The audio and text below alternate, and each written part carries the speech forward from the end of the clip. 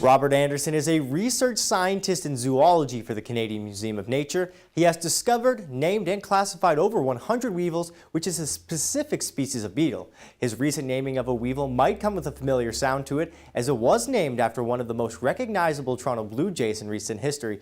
Robert, thank you so much for taking the time to be a part of the show.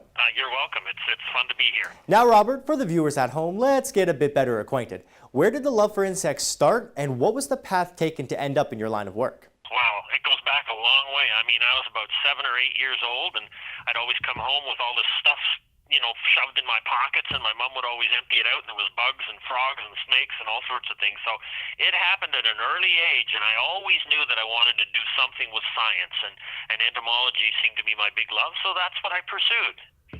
Now, I know you are Canadian, so you have attended a few different schools in Canada. What were they? Yeah, I went to the University of Toronto first, and then I came up here to Ottawa to Carleton University, did a master's degree up here, and then I went out west to Edmonton to do a PhD there. All in all, it was about 11 years of study before I actually ended up with a job. And I can only assume those 11 years of schooling are absolutely worth it now, correct? Oh, they were worth it, yeah.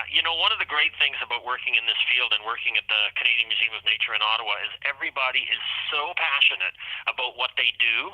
And in this job, every day when you come into work, it's different. You're faced with different challenges, different things to do. There's no repetitiveness at all to the job. And sharing the same passion with your colleagues must just make for an absolutely incredible workplace. It does. It's really a great place to work, and it's a great field to work in, I always tell people, if I'm talking to young students or people who are interested in science, I say, you're not going to make a bunch of money with this, but you are going to see a lot of the world and come to see and understand and discover a whole bunch of things that other people are never ever going to get the opportunity to do. Now let's talk about weevils. For most people, they would probably just call them the beetle, but what are some of the defining features of a Cichodarius weevil? Yeah, Cichodarius bautistae was the one I named after Jose Bautista. Yes. And weevils are beetles, so they have these wing covers that cover over the wings that they use to fly around, and they do fly, even though they may not look like it. The main characteristic that weevils have is a big, long snout out the front that the mouth parts are out on the tip, and they use that for feeding. Now, I'll say that, but it's no reflection on any anatomical feature of Jose. Now we're going to take a look at the naming of the weevil. In particular, the Cichodarius bautistae has given you quite the exposure. Can you take us through when you found the beetle and why you decided to name it after the former Blue Jay slugger? Sure thing. It's an interesting story, I find. My daughter and I've been a big sports fan, Toronto sports fan for years, and followed the Blue Jays since day one. And we were watching a game. I'm trying to get my daughter, who's 23, introduced and interested in baseball. And we were watching this game with the Texas Rangers, and Jose hits this big home run. And she knew I'd been working on a project where I'd been looking to, name some new species of insects from the West Indies. And she said, "Hey, Dad, do you have any from the Dominican Republic? Because Jose is from the Dominican Republic, and wouldn't it be cool if you could name a species after him?" And I thought, what a great idea. It's one of those dad-daughter moments that you'll remember for the rest of your life. So it was really my daughter who came up with the idea. I'm just in the position to sort of see it through. So that's how that happened. And what sort of hoops do you need to hop through to name a bug after someone? Is it mainly free range on naming a creature? It's pretty well free range, as long as the name is not obnoxious or derogatory in any way, that's fine. You have to Latinize the name. That's why when you take somebody's family name, like Bautista, you just add an I to the end if it's a male, you add an AE to the end if it's a woman, and you add an ORUM if you want to recognize, say, a family. But then we have to go to a scientific publication process, and that's reviewed by a couple of my peers, for example, people who also study beetles, and they might comment on these kinds of things. But generally, as long as the names are formed correctly and are not offensive in any way, they pass through. I must add too, if that was the game you used to try and get your daughter involved with the Jays, that you couldn't have beaten that. That's a game where most people can tell you exactly where they were when it happened.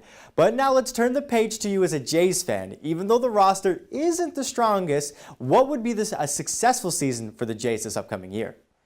I would say a successful season is the World Series victory. I mean, we had two a while ago, and we got close to getting back these last few years.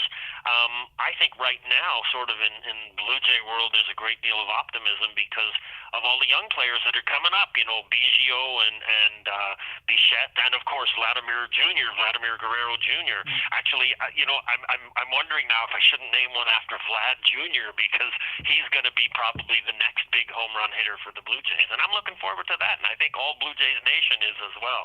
Let's give Vladimir that bit of an extra push to hit a major home run as well, because he could have a living species named after him.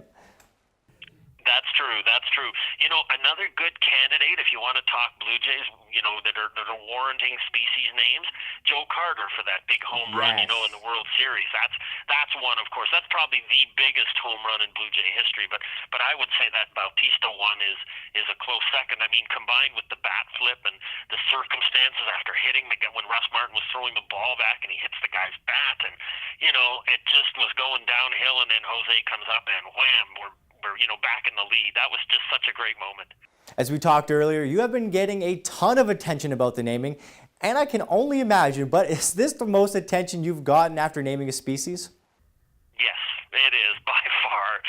You know, usually we name species whenever we name species, and part of my job at the museum is to do this, is to discover, name, and classify species. Most of them I name, you know, some feature of what the insect looks like. So if it's black and shiny, you might call it something. If it's red, you call it something. If it's hairy, you call it something. Things like that. So the names are pretty mundane and straightforward, but certainly naming one after, you know, an MLB player, and one as successful in Toronto and sort of Canadian, because when you talk Blue Jays, you're talking all of Canada. Sports history has drawn far more attention than I ever expected it would, honestly. What are some of the other media outlets that have picked this up? Because this story has been everywhere. Well, you know, we put it on Twitter about a month ago, and nothing really happened. And then the museum put out a press release, and I think it was CTV News here in Ottawa picked it up, and then the Toronto Star picked it up, and from there it went to ESPN.com, MLB Radio, Sportsnet has picked it up, so it's getting widespread publicity. Now all I need is for Jose to turn around and Twitter me, you know, send out a tweet to me or something which says, hey, you know, this is great, thank you for the recognition. That's what I'm looking for now. And once the dust settles from this story, what is up next for Mr. Anderson? I don't know. I'll have to find another group of weevils from someplace interesting that I can figure out some other fun names to name them after. You know, if it's from the West Indies or, you know, Cuba, through that area, there's lots of great baseball players. I may pick another few players to name things after, or I may switch and go after the Toronto Maple Leafs, you know, if they start getting somewhere. You know, Matthews and Marner, some of those guys, they might be next on the list. We'll see. Robert, thank you so much for taking the time out of your busy schedule. We really do appreciate it here. More Game On coming up right after this.